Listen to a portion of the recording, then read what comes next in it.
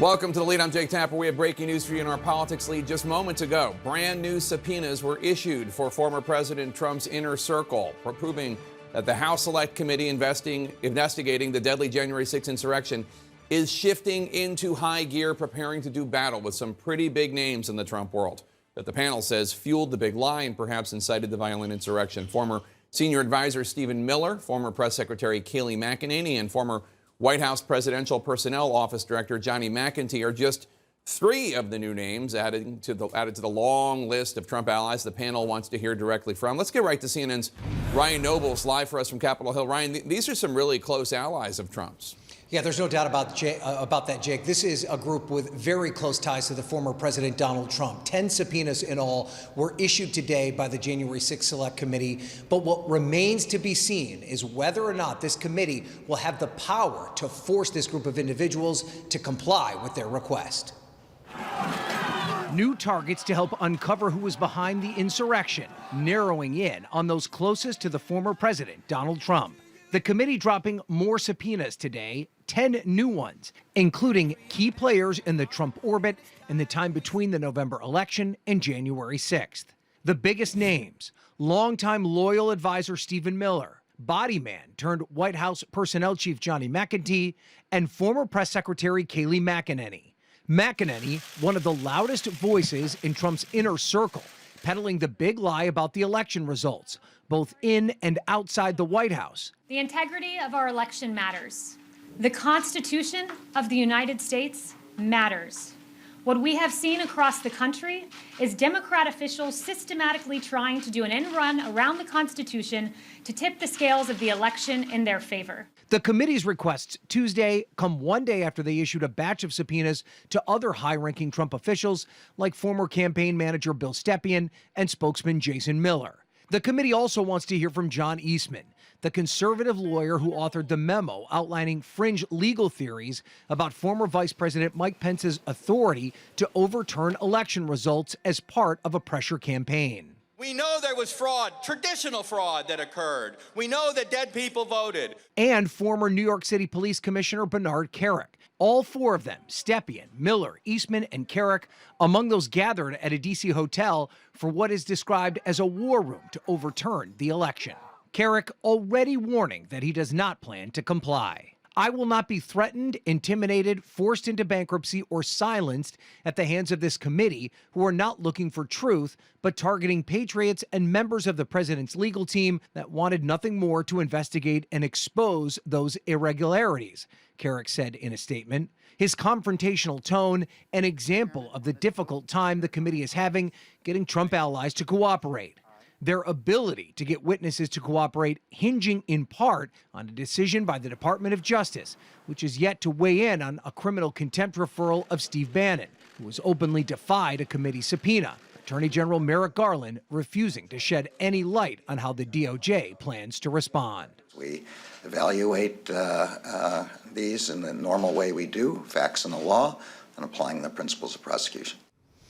And just a little more on some of these other subpoena targets that may not be as big as public names as some of the names we just mentioned in our piece. Nicholas Luna, this is someone who served as the former president's body man. Ben Williamson, who was close with the former chief of staff, Mark Meadows. And Keith Kellogg, this name is interesting, Jake, the former national security advisor to the vice president, Mike Pence. This is one of the first individuals that we've seen with specific ties to the former vice president that the committee has issued a subpoena for. Jake? All right, Ryan Nobles on Capitol Hill with the breaking news. Thanks so much. Let's discuss this with CNN's Gloria Borger and Kim Whaley, former assistant U.S. attorney. Kim, let me start with you. It's been about 2 weeks since a majority of the House of Representatives, a bipartisan vote, voted to refer criminal contempt of Congress charges against Bannon to the Department of Justice. Attorney General Merrick Garland has not yet weighed in. How long do you think it's going to take before he makes a decision one way or the other? Well, as Gloria and I were talking off air, there is a new U.S. attorney in Washington, D.C. as of 4 days ago, and that's actually the person that technically would make this decision. And so it could be a matter of days, it could be a matter of weeks, but I think this has to happen really soon, or we are going to see a breakdown of Congress itself and its ability to do these kinds of investigations, which frankly, the problem traces back to the first impeachment and the acquittal on obstruction of Congress, where the Congress basically said it's okay if you ignore all requests, White House, and here we're paying the price. And the American people are paying the price. And that's the point, because until they make a decision, right, until these other individuals, Stephen Miller, Kayleigh McEnany, and others, until they see whether or not Bannon is forced to comply, they'll just follow his lead, I would think. What do you make of some of these new subpoenas against Stephen Miller, Kayleigh McEnany, Johnny McEntee, and others? Right. Well, these are people inside the White House who had direct conversations with the president, sat in the Oval Office, overheard the president, were in the room with the president, and you know, they kind of outline it here, made public statements about the so-called rigged election, the big lie. And, you know, they tell you, they give you the roadmap about why they need to hear from them, because they know what went on in the room when they were there. Right. And so they've already interviewed other people, clearly, who are telling them a story. And now they're going to them and saying, okay, we know this happened. Tell me about it.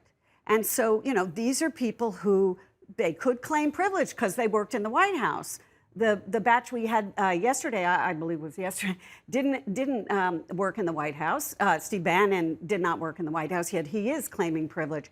These people will certainly try and claim that, which is why they're sort of waiting on what Merrick Garland decides to do at DOJ. Now, in that clip, we saw Kayleigh McEnany lying to the American people. It's not a crime to lie to the American people. If it were, Kayleigh McEnany would have been charged on the first day as press secretary. But what do you think the committee is looking for here? What do they want to know? It's not just, did the president tell you to go out there and lie to the American people? Because, of course, he did. Well, they're looking to see what steps were taken within government that led to the January 6th insurrection. Of course, over 500 of the insurrectionists have been paying the price one way or the other, the criminal justice system, but no one's been charged with who funded it, how well organized was it, and who was in on that. These could lead to questions of conspiracy to defraud the United States, maybe RICO charges, obstruction of Congress.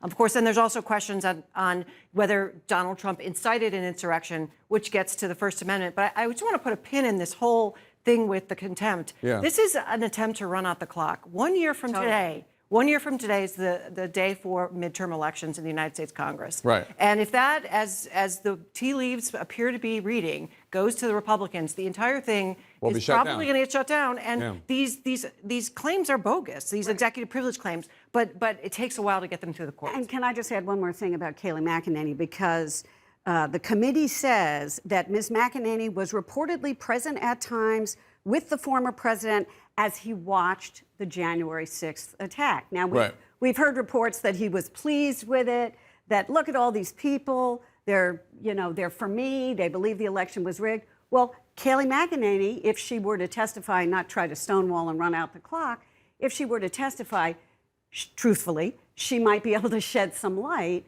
on exactly what the president was saying during the attack, what he was thinking. Maybe he was saying, oh, look at this. This is great. This bears on criminal intent. It does. Yeah. Mm-hmm. Right. And isn't the idea here whether or not, look, we just did a whole documentary about this. This was a months-long campaign to try to subvert democracy. It didn't just happen on January 6th. He tried every legal mean, and then he tried extra legal means. And here we have a question. Did Donald Trump, Steve Bannon, and others actually intend for January 6th to be an attempt to either intimidate or threaten or force the electors to go to him instead of to Joe Biden? And one of the things we reported in the documentary is there were members of the Biden team for about an hour that day, January 6th, who thought that Trump had succeeded, who thought that the electors' counting had stopped and Donald Trump had figured out a way to cling to power. Listen, this is not so much looking in the past, it's looking in the future. This is what is going to probably happen to American democracy if this continues. That is, if this Republican, new wave Republican takeover of the law, of the rule of law, the notion of government by we the people. If you look at the Eastman memo, it's a stunning sort of outmaneuvering of the Constitution itself. Completely this is what we will unconstitutional, see. though. This is what we will see. But completely unconstitutional. Right. Oh, absolutely. I mean, Yeah. the idea is like just to be clear, this isn't about who gets to cast votes. This is about whose votes count. Right. That was about stealing votes from the Electoral College and the people in 7 states who voted for Joe Biden. And these are people like Keith Kellogg, who was apparently there when Donald Trump was saying to Mike Pence, you got to decertify this election. So these are people who were eyewitnesses to a president trying to have a coup. Well, there are 2 key dates too, right? There's a White House meeting in Right. December, and then there's a January 5th at the Willard At the Hotel. Willard Hotel. Yeah.